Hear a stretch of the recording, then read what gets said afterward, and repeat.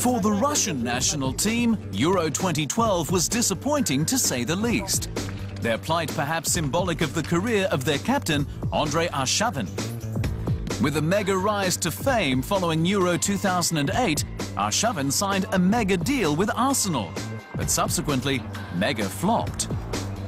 If there was a silver lining in the 2012 disaster, it came in the form of Alan Zagoev. Can the apprentice with the face of a veteran learn from the mistakes of the baby-faced master?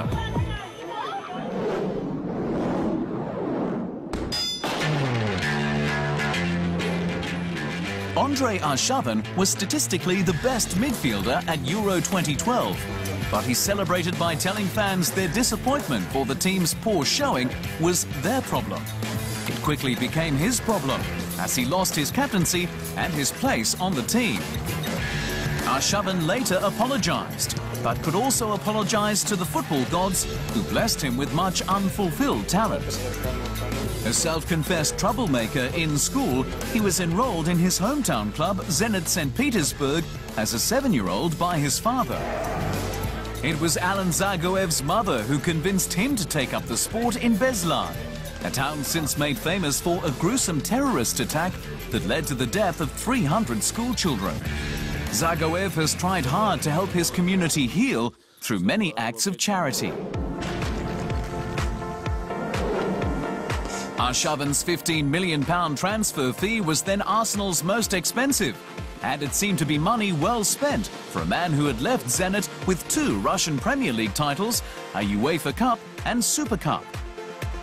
Initially, he lived up to the expectations, finishing second in the team's Player of the Year poll, despite only being signed in January. He briefly garnered the captain's armband and the accolades of Arsene Wenger. But he also developed a reputation for not coming back to defend. Arshavin was shipped back to Zenit St. Petersburg on loan. There he showed glimpses of greatness, but coach Luciano Spalletti was quick to remind him that as a pro baller, there's no time to stop and admire your passes. Alan Zagoev has been described as having the passing ability of a David Beckham and the goal-scoring sense of a Gareth Bale. Then national team coach Hus Hiddink filled him with praise after he made his Russian debut as an 18-year-old against Germany in 2008. He went back to his club side CSKA Moscow with the intention of constantly improving his game. That determination has helped his side win 2 domestic cups and reach the Champions League playoffs in 2010 and 2012.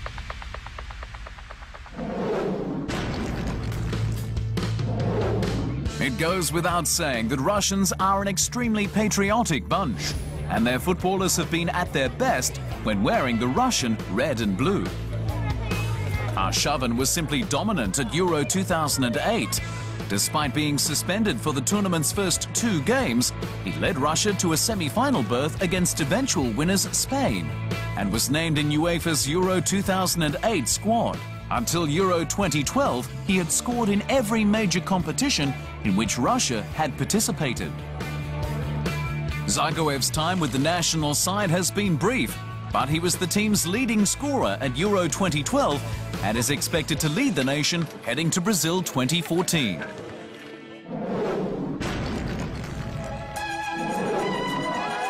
Andrei Arshavin's difficult time at North London has extended into his private life as well.